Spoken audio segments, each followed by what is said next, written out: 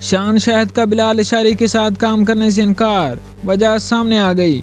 अदाकार शान शाहिद ने पहली बार इंकशाफ किया है कि इन्हें बिलाल इशारी ने अपनी फिल्म में एक अहम किरदार की पेशकश की थी, जिसे मैंने कुछ वजूहात की बिना पर मुस्तरद कर दिया।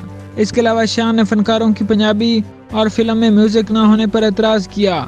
म्यूजिक एक रीढ़ की हड्डी होता है हर फिल्म में, पंजाबी में खास तौर पर। शान शाहिद ने अपने हालिया इंटरव्यू में the legend of Maula Jatt के बारे में बात करते हुए इंकशाफ किया कि इन्हें इस फिल्म में एक किरदार ऑफर किया गया था।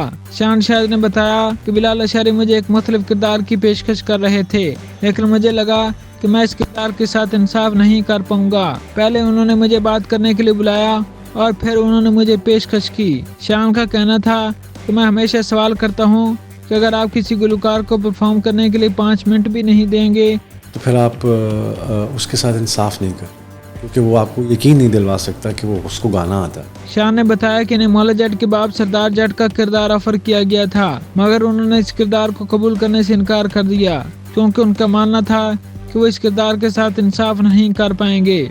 फिल्म के हवाले से मजीद बात करते हुए शान का कहना था कि मैं किसी भी मदद के लिए तैयार था।